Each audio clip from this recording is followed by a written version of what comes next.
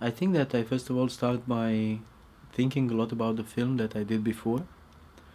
I try to figure out what was good and what was not good enough. Um, it helps if there's a time which passes after you finished your film. You won't see it the same 1 year later. So sometimes you understand that maybe it was too obvious, maybe it was too long, maybe it was, I don't know, it was too conventional. This is especially the case with me. I always have this feeling that I'm too mainstream somehow and I need to be more personal and stuff like this. So it starts from there. And then I start thinking a lot about, I don't know, more or less the subject matter, the area, what I'm going to speak about. But first of all, it helps me to decide if I'm going to do something which happens today or, I don't know, it's kind of a, not a period film, but it's not happening today. And very often I decide that it's going to still be a film happening today, inspired by reality, from the perspective of the main character, and shot in long takes. And this is a good starting point. And from that point on, I'm looking for a good story, which I'm trying to find from my, I don't know, personal biographies or what happens to me in that period. It's not like an autobiographical story, but it's something that concerns me as an interest.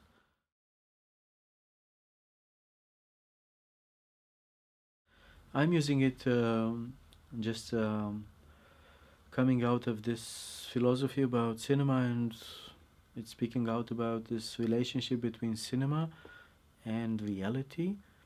And it's there to underline that there is no editing in reality, and we have to respect this integrity and continuum of time. And if you want to make a film that claims, wishes to be close to reality, you have to respect this flow of time. Because I think that if there's something specific to cinema, it's that it's one of the few arts that can show you how time passes on condition that you allow this to unfold and you don't chop the film every 2 seconds. Actually, it's a very, very big difference of conceiving cinema between an edited film and a film with just long takes. And it's a matter of how much you want to be present in your film, visible for the spectators as a filmmaker. And I don't want to be too present, more present than it's absolutely necessary, because anyhow you are very present in your films, because you write the film, you decide the story, you decide about the actors, you direct the film. So I don't want to be also present there to tell my spectators what's important in this conversation that we're having now. I will just shoot it from some point and then they can figure out what's important. And in this idea of not cutting off unimportant moments, it's a way of just, you know, somehow respecting life, which comes with all these dead ends. And you have to learn how to use them into film to get the right rhythm.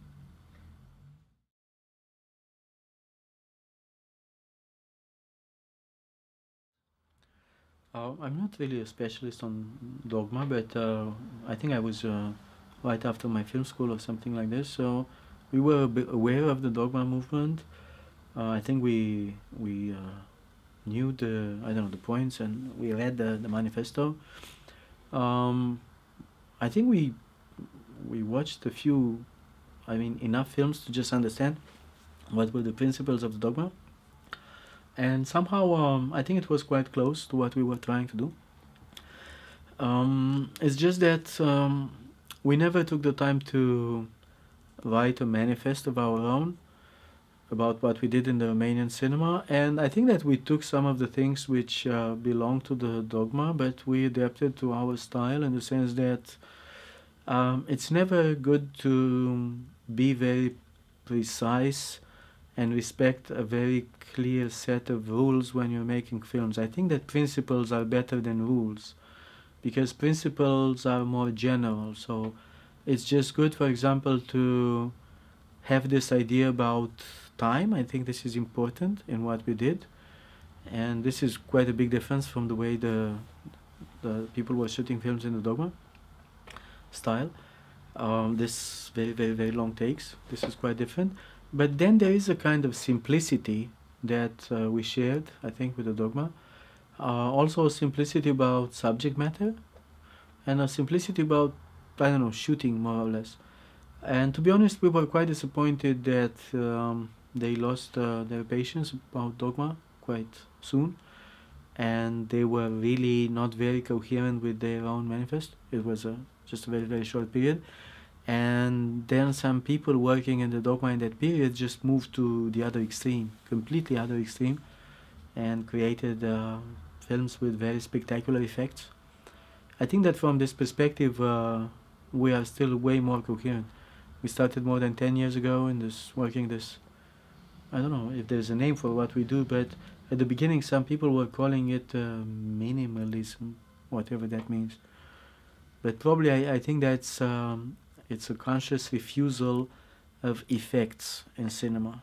So we wouldn't be using, I don't know, music, slow motion, funny angles, editing, special effects to get the strength that you need and the power that you need in cinema to express the story. It's just a way of working with kind of your like bare hands. You work with the actor. You try to get these emotions from the actor, from the situations, and from the very small, banal things happening next to you.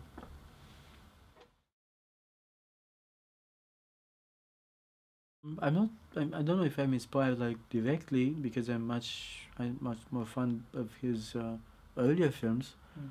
So maybe I don't know. Breaking the Waves is one of the films that kind of inspired me, but not so much directly into making another film, but as a way of being very close to some dramatic characters and working with kind of a simple but very dense situation that was closer to me than some of the things that he did later on. But I'm always following what he's doing. I think he's one of the great masters of cinema working today. And first of all, he manages to preserve this kind of freshness and to deliver things which are very different from the norm.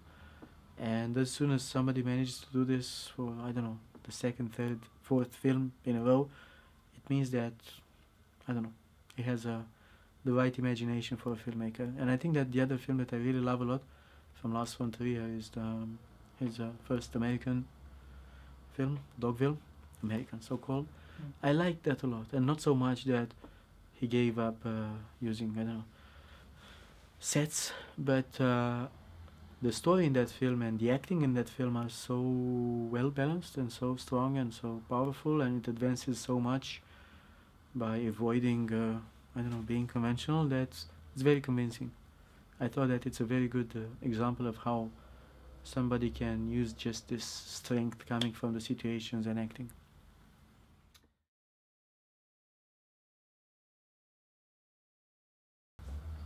This is a bad thing, to be very precise. This is a bad thing and which needs to be condemned in the sense that nothing excuses somebody's behavior, blackmail somebody else for no matter reason to get whatever.